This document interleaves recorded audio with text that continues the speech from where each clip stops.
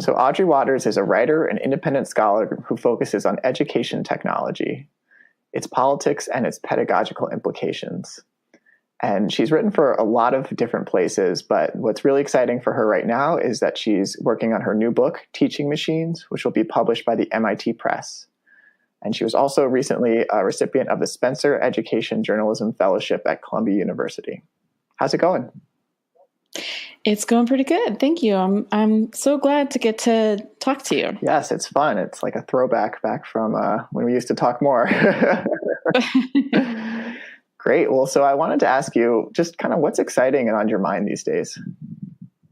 Well, as you said, I'm working on a book, which even though it's a work of history, I'm spending a lot of time thinking about the origins of the technologies, computing technologies, obviously, that we use in our lives and in particularly in schools.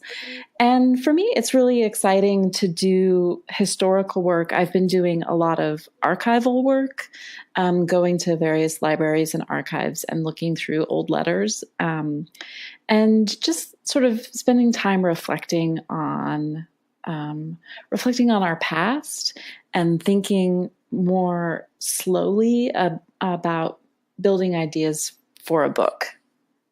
So the history and then the slowness are what's exciting. What about those two things do you like?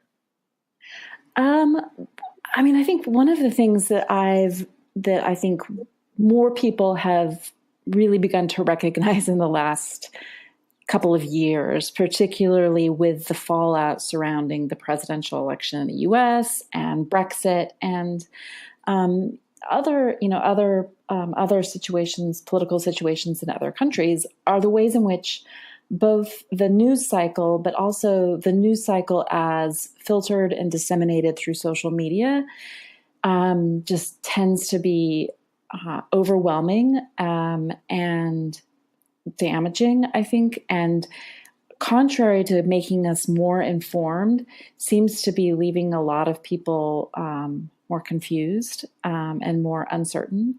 And so it's sort of reassuring to be able to go look at historical material and think about a time in which people were still overwhelmed by information. I think that that's actually always been the human condition. There's always been more information than any of us could ever process, but that the expectation wasn't to have to go through so much information and process so much information on a daily basis. And so just to look at letters, the habit of writing a letter, and to see the ways in which some of those habits have changed thanks to digital technology, and some of them haven't. Like what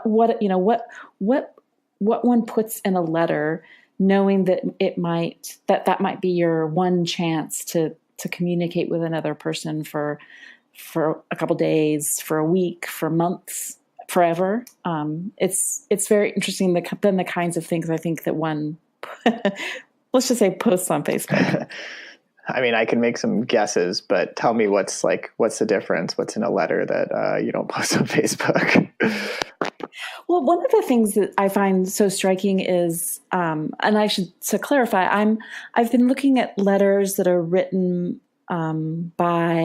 largely by education psychologists in the 1920s, 30s, 40s, 50s, 60s, and they've written to one another, so they're academic peers. But I'm also looking at some of these psychologists who were attempting to commercialize technology, educational technology.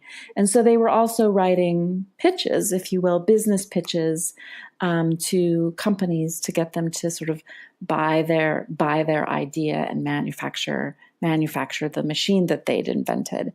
And so the letters are long. The letters are really long, and pages of explanation. And I think that I don't think that we necessarily write shorter pieces. You can still go to the bookstore and get a long novel. You can still watch a movie that's, 3 or 4 hours long, I suppose, but those are rare. I think a lot of the missives that we send are, again, to think of social media, sort of the 140 characters or less kind of communication. So even in an email, I mean, I can't think of a situation in which I would send someone an email that, if printed out, were 4 or 5 pages long. Yeah, that would be the email that would go to the archive automatically, right? Like, please send me a letter with that, not email or something. Yeah. That's funny. Great. So I'm curious to just understand, what's the way that you see this history and writing work that you've always done working to create some larger impact in the world? One of the things that irks me tremendously is, I think, the lack of historical understanding that many people have, particularly, I think, in the tech industry, the lack of historical understanding about sort of how we got to this place technologically. And there are really powerful mythologies that we like to tell about the history of Silicon Valley, if you will, right? The garage story, but those aren't necessarily accurate. They aren't particularly helpful. They give credit to a certain kind of person who and overlook the contributions of others. And in that case in particular, they tend to sort of highlight the work of these sort of lone white male inventors, and tend to not pay much attention to the ways in which governments were involved in funding things, in which universities funded things, the roles in which women played, for example. And so I think it's important to sort of think about history and sort of poke at some of the mythology of the tech sector. And by mythology, I should say my background is in folklore, and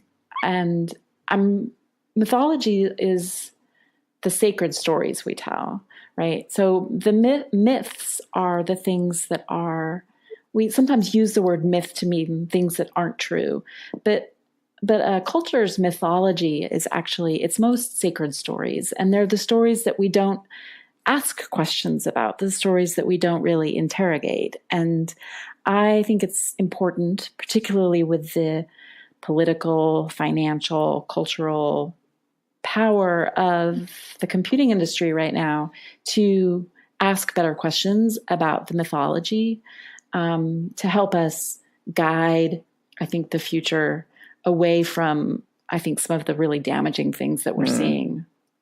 Yeah, happen. That's definitely important to not overlook things as we are embarking on a pretty impactful century in terms of what technology is doing in the world, more so than in the past.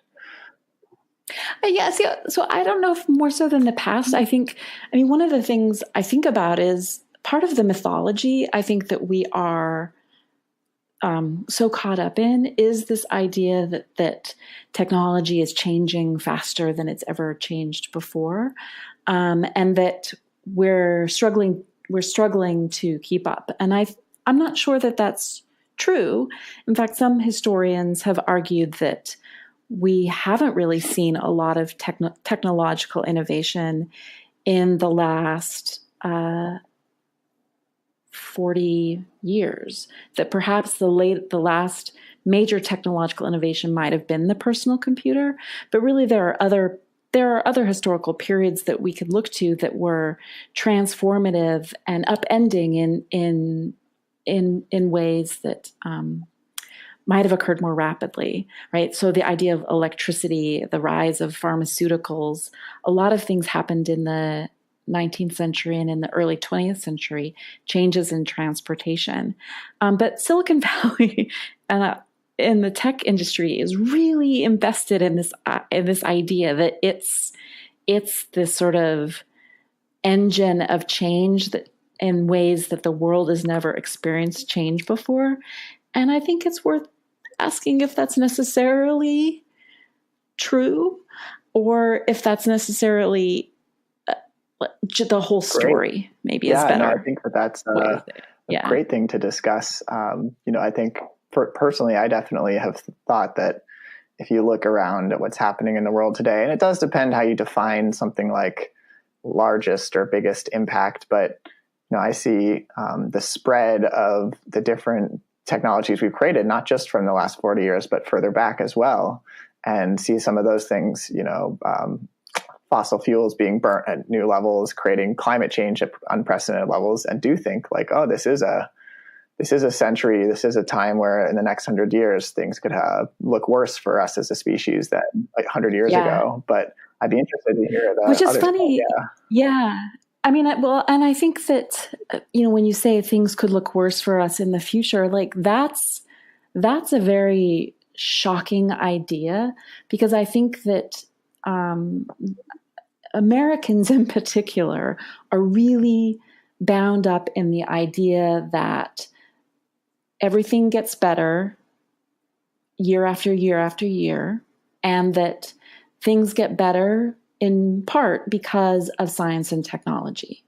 And what you just uttered was I think is so true, is that we developed science and technology around fossil fuels, around the extraction of energy, the creation of energy, transportation, other industries that are built off of the fossil fuels, right? Plastics, for example. And it might be that we've made things worse, or we've made huge breakthroughs in certain areas, but we might have reached a tipping point where this idea of things getting better is no longer going to hold true. And that, I think that's going to be, obviously it's a catastrophic prediction, but it's also really upending and disruptive for, if we call it mythology, for a core piece of American mythology. Right. Yeah, I think we might not disagree that much then. The premise of the show is really that and I use the word, our impact is accelerating, but maybe we can talk about that if you'd like. But then I say, and what's missing is kind of the collective wisdom that we're sort of, and this is just my thoughts, so I'm very curious to hear your opinion, but the automation and the distribution power that we have now to have a further reach more quickly in the world allows us to have this larger impact, but we don't necessarily have the systems to manage that with wisdom, more or less. Right. I think that, these are the ways in which we've built sort of this whole machinery. And I don't just mean actually like the tools and the gears. I mean, the sort of larger systems, they really haven't paid attention to a lot of the things that, come crisis, we might find that we actually really value. Efficiency has been a key goal. It's a key goal economically.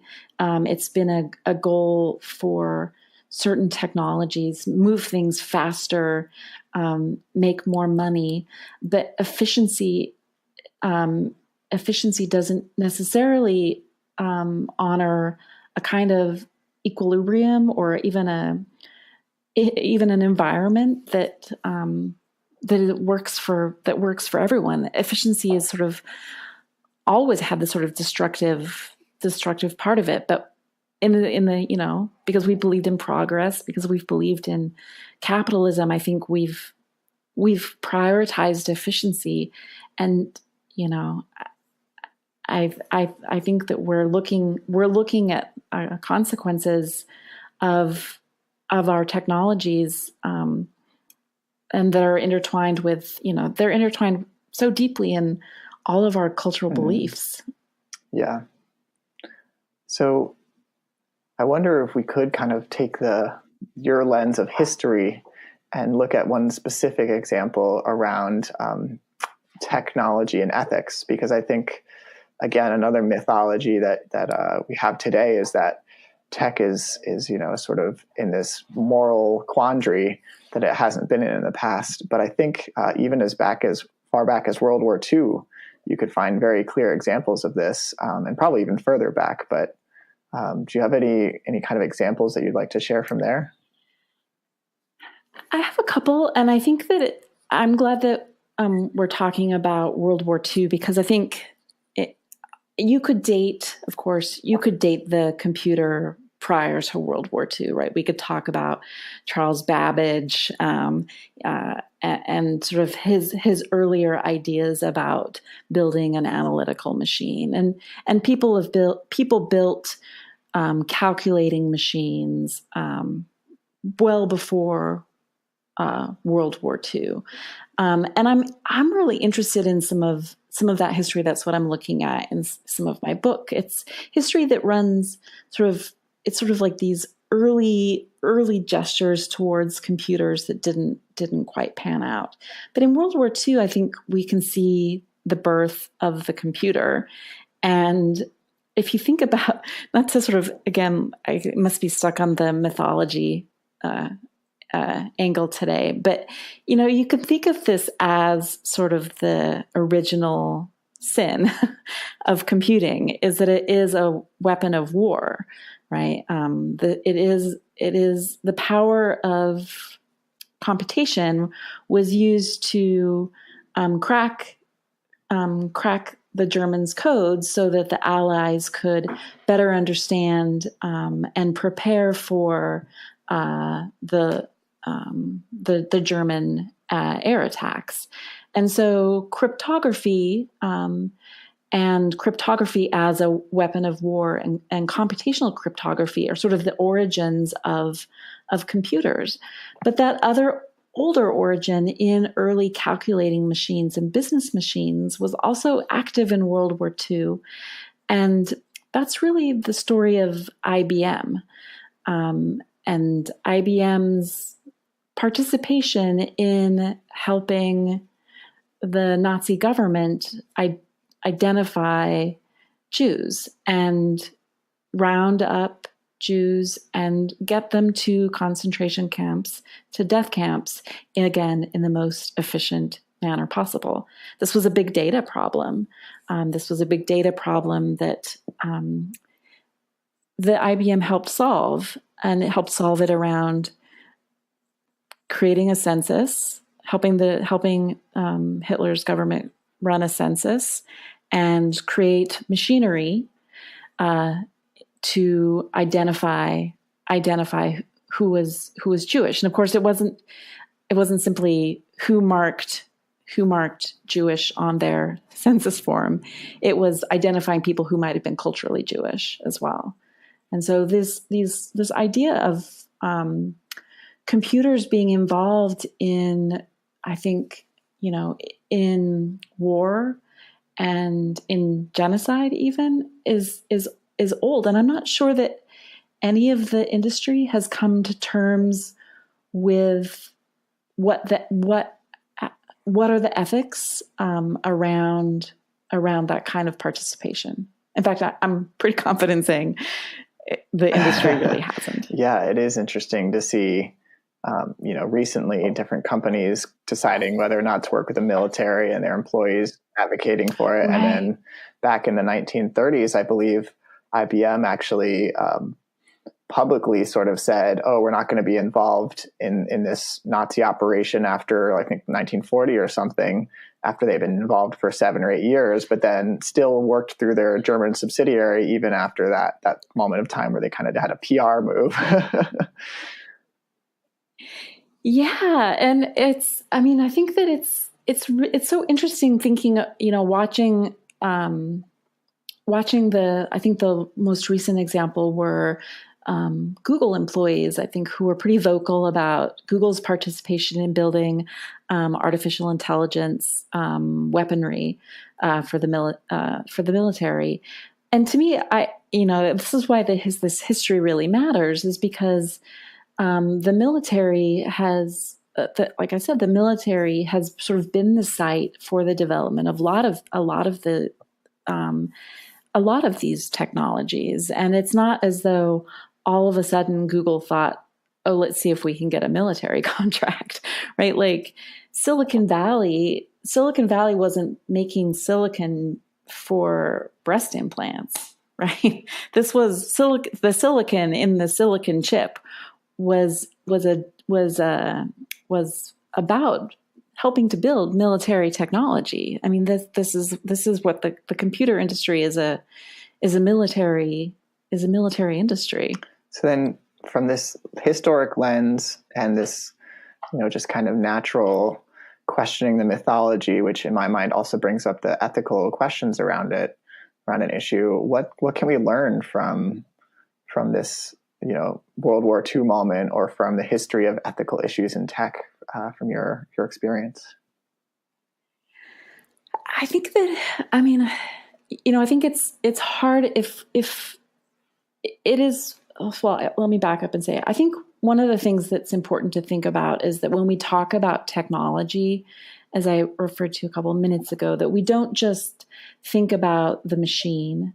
We don't just think about the hardware and software in the case of computers. That technology is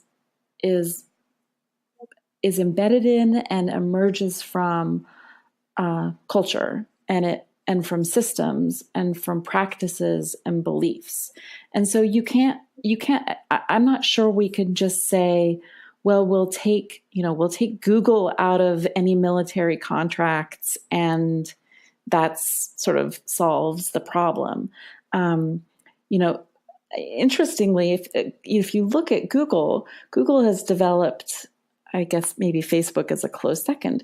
Google has developed an incredibly powerful advertising machine, right? To be able to collect and track our data and put us into little piles, a bit like the IBM computers might have done, a census of a different sort, right? Analyze our demographics, infer who we are, who we might be, based on what we do online, to sell ads. Google's in the advertising business, but that's also an incredibly powerful surveillance machine, right? So the Google machine is a surveillance machine because the advertising machine is a surveillance machine. And companies love advertising and they love being able to surveil consumers and prospective consumers in order to, target products at them, target marketing to them. And governments love surveillance machines because it gives you insight into whether or not people are compliant. And so it's, I think that all of these things are working together. And I think that in order to help understand how we ended up with, in this particular moment where I think people are starting to feel as though rather than the mythology that computers are going to bring about this amazing world of information accessibility, that actually what we found is we've built a system of misinformation and surveillance. I think history helps us understand how we got there, and think through what pieces of the culture, what pieces of society, what we have to address in order to sort of, hopefully get ourselves out of that. Is there any specific moment or lesson from history that comes to mind at this time or with this issue in your mind? I'm not sure a specific moment. I mean, I think that if we look at other technologies, if you think of other technologies that kind of thought that they were doing something in the name of science and the pursuit of more knowledge and ended up, let's just say, I don't know, building a nuclear bomb, right? Like, I think that other industries, and other fields, other academic disciplines have had different ways of addressing this, right? So for some, it's been kind of a self recognition. Participants in the field sort of say that they won't do certain things. It's sort of been like the pinky swear, we'll never build another nuclear bomb. Some of it, but I think much of it has to do with government deciding to legislate certain things. And I think that that's this other interesting moment that we're at right now, which is, do we have the willpower in the legislatively to address these questions around technology? And we can think of them as ethical questions, or we can think of them as economic questions, right? Like is Amazon a monopoly? Is Google a monopoly? Or, is Facebook an unethical actor that we need to regulate? Yeah, I love how you discussed the cultural underpinnings of business and economics, and therefore technology, as well as it relates to government, because one of the things that I see is this cultural outgrowth of just sort of engineering culture. And I don't know all the history of it, maybe as well as you do, but the parts that I've seen in my career have been, lots of cultural working with machines as students and learning and getting your education. How do you hack? How do you build quickly? How do you iterate? And then that creates this moment where you're overlooking things, because if you're trying to tie pieces together really quickly, you don't have time to look under each piece and what's happening and the potential ramifications, because you're just trying to ship it, right? Yeah, to me, it's the culture that's become ascendant in the tech industry is really fascinating / horrifying to look at, because I think that there's a great deal of hubris, right? That there's this idea that these are the smartest people working on things that the rest of the world can't possibly understand, right? So it's sort of like the great and powerful Wizard of Oz, and I think that a lot of these other belief systems that touch up, they aren't entirely from Silicon Valley, but they're kind of adjacent to Silicon Valley, which are, I think, libertarianism, right? This sort of belief that government is suspect, regulation is bad, unions are bad, and that meritocracy is the way in which the world really works, and that the smartest people are the richest people, and so on and so on. I think that the other piece of that is this idea of disruption, that there are old systems in place, and that new products and new technologies are going to sweep these aside, and that those technologies don't grow out of people who have expertise. They come from way out in left field. I think we call there's that first principles thinking in the Valley.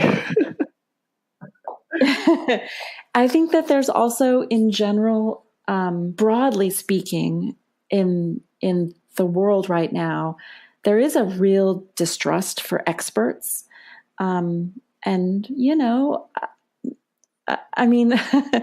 Experts, if you think even back to Vietnam, right? Like experts kind of, if you think of the Kennedy, the best and the brightest, right? The David Halberstam book, like Kennedy supposedly surrounded himself by the smartest, best educated elite that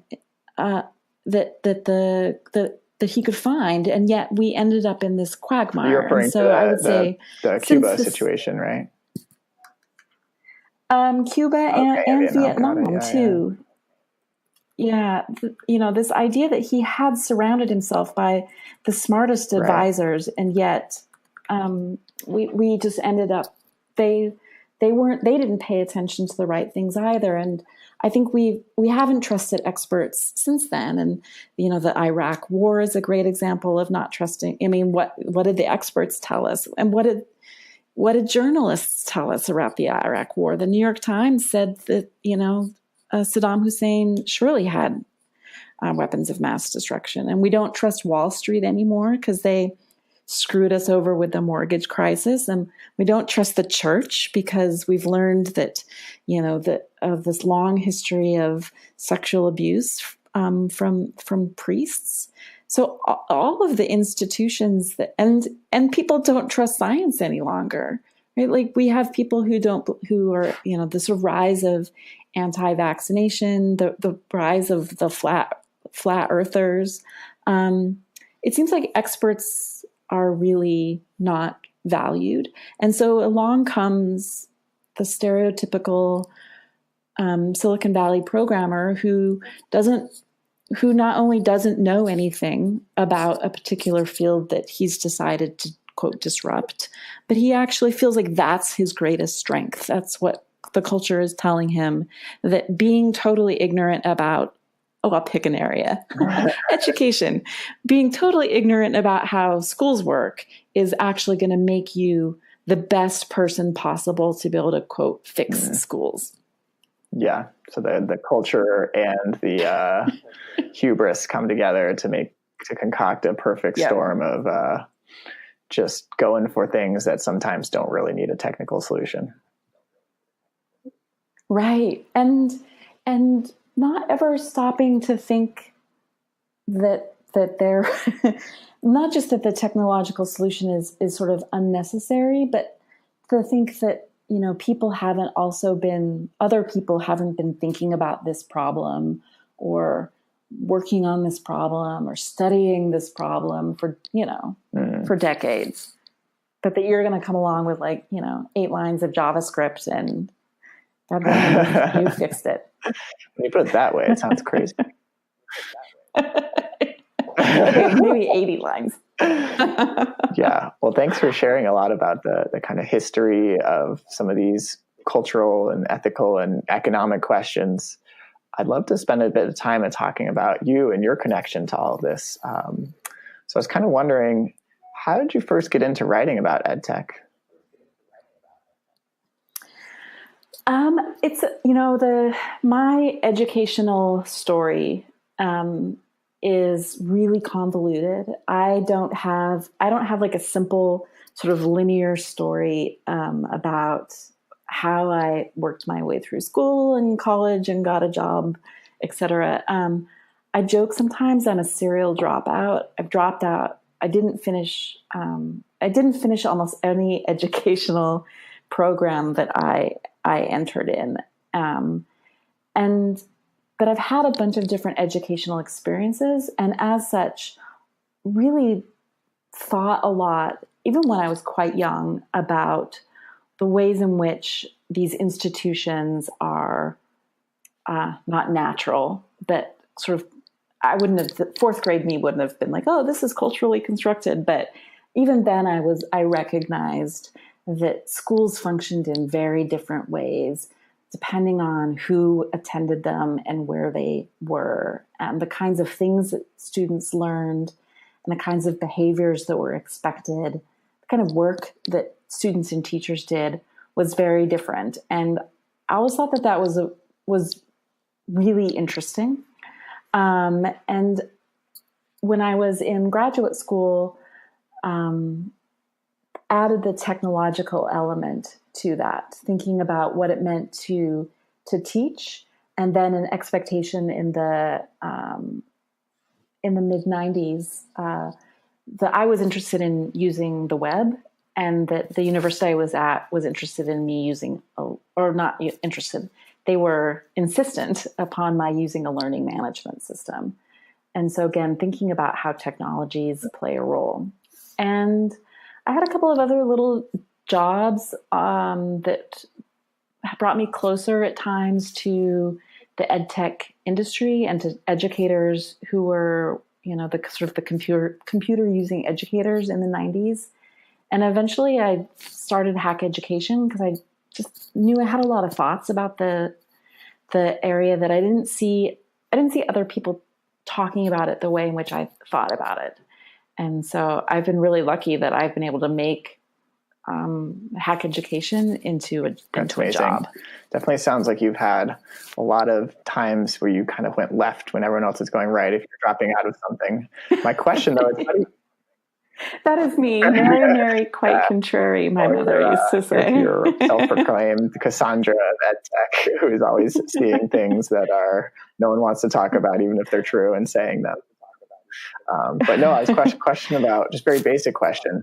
How does one go to grad school if one drops out of previous parts of education? So I eventually, I did not finish high school, but my mother sent me then to school. My mom's from England.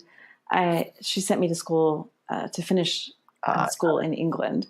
So I ended up doing the International Baccalaureate in England. And then I went to college and dropped out of college and had a baby, but ended up, actually, this is another ed tech experience. I ended up, moving back to where I was from in the States. I was born in Wyoming, and knowing that I had a baby, and knowing I needed to finish my degree because I needed a degree, and piecing together my undergraduate degree at the time, which was really, it was called distance education, but it wasn't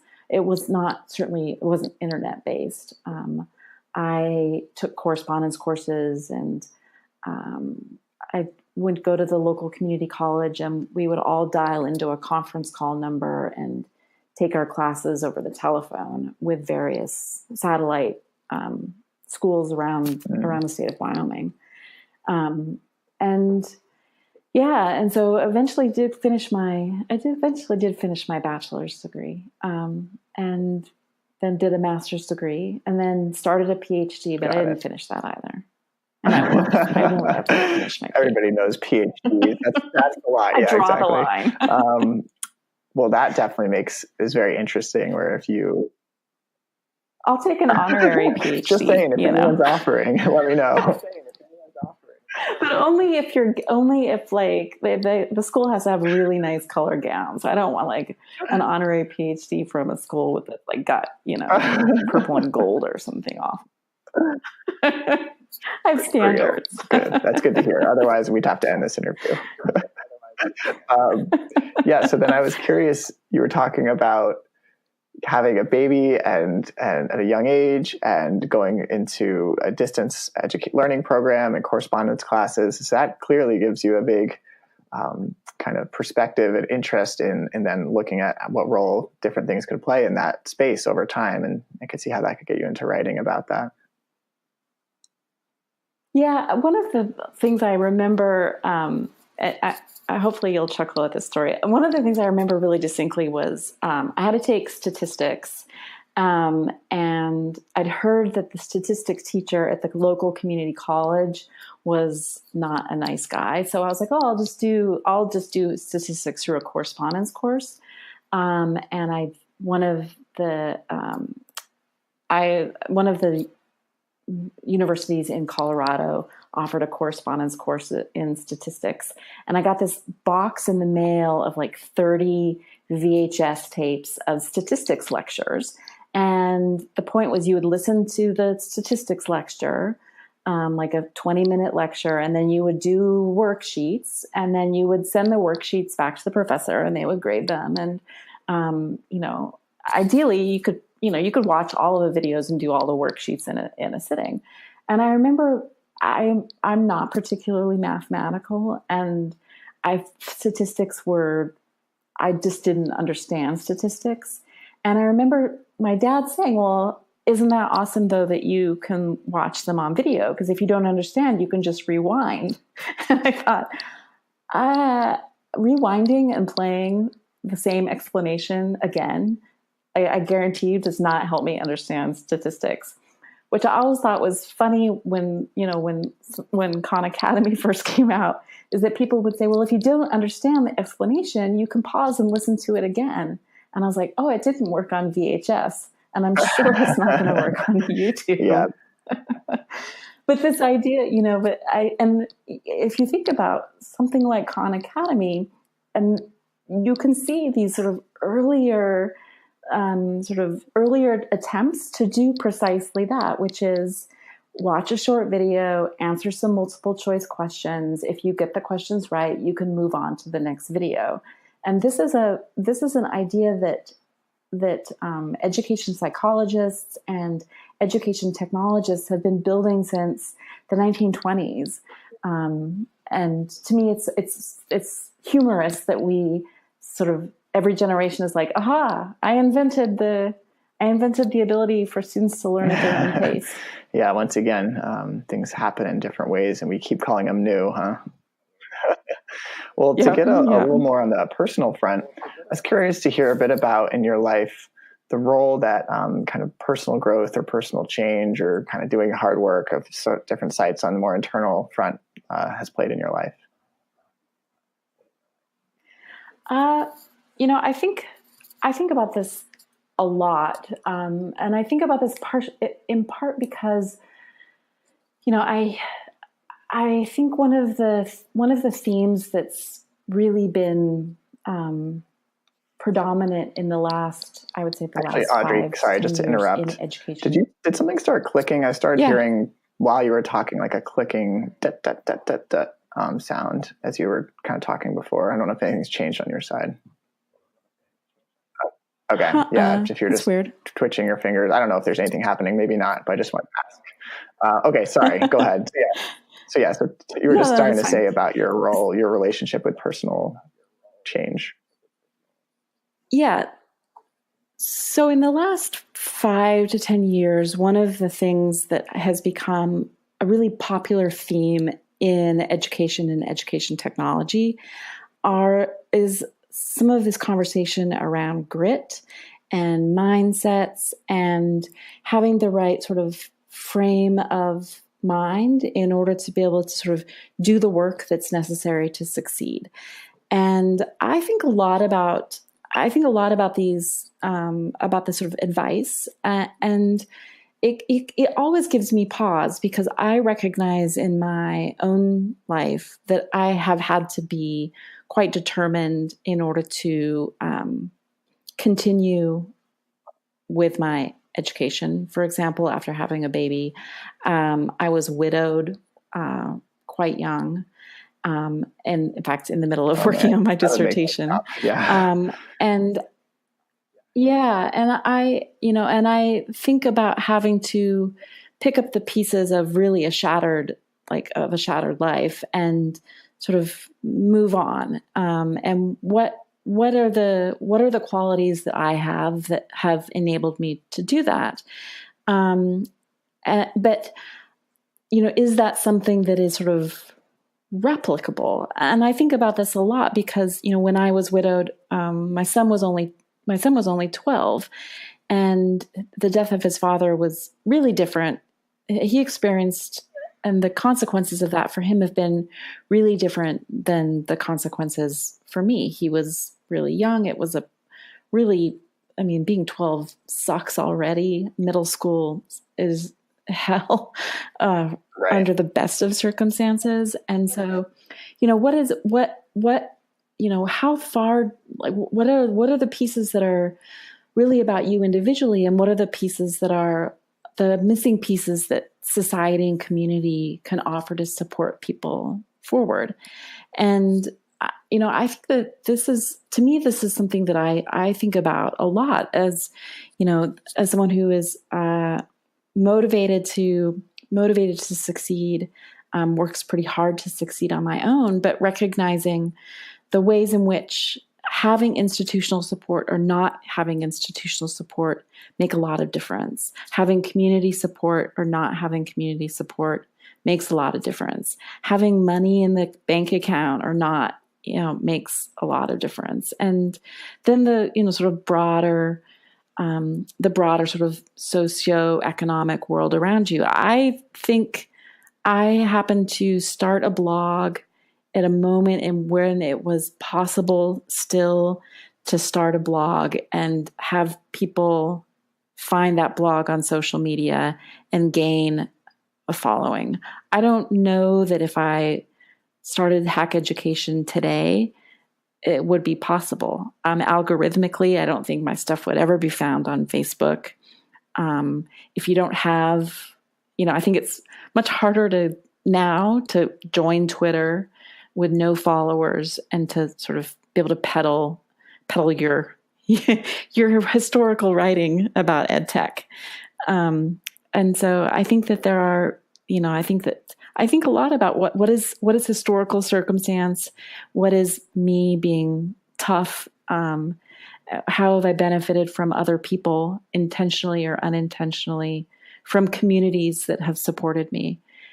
In order not to say that grit is flaw, like not to say that grit isn't a thing, but just to sort of recognize that saying, "Oh, you should just have grit," is actually sort of an insulting. Can be really insulting when grit is just one of the pieces. Right. Yeah. There's luck, you mentioned. There's institutional support.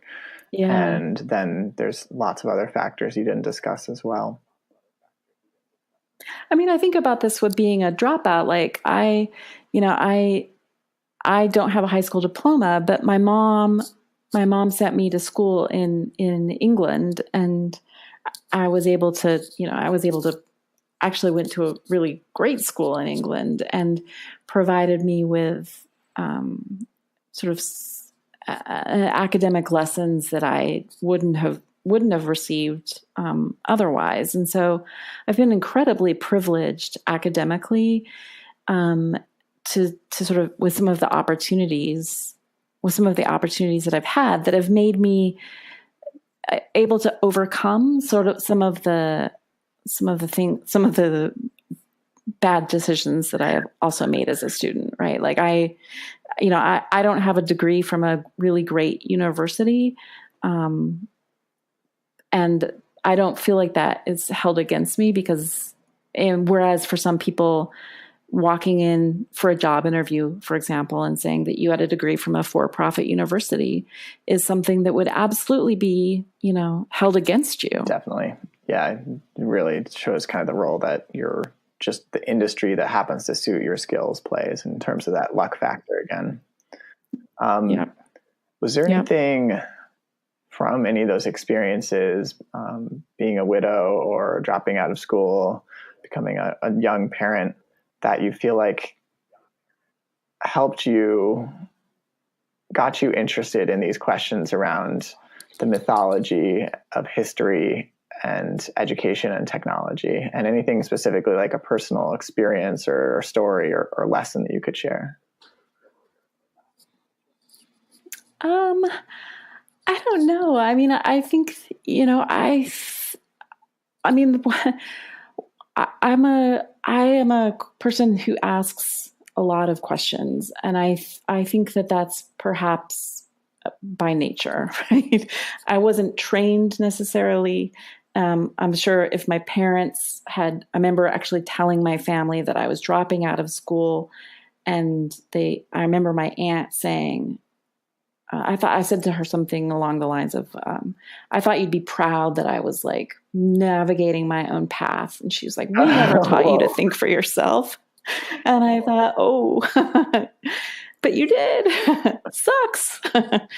Darn, I bet yeah. So, I mean, I think I'm a questioner, and I think I ask a lot of questions. And I think that's equipped me to sort of navigate some of these scenarios. And I also have always liked to think of myself as, there's a reason why I studied folklore, is I love thinking about human cultures and observing human culture and human behavior and asking why do people do that?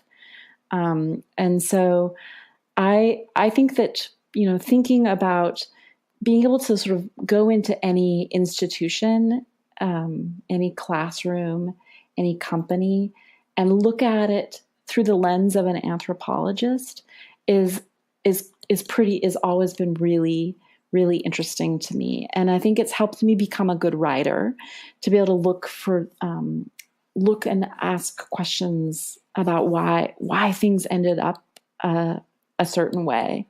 Right. Yeah, definitely. The ability to examine how things are definitely is hard to know where it comes from for any of us. I can relate to that.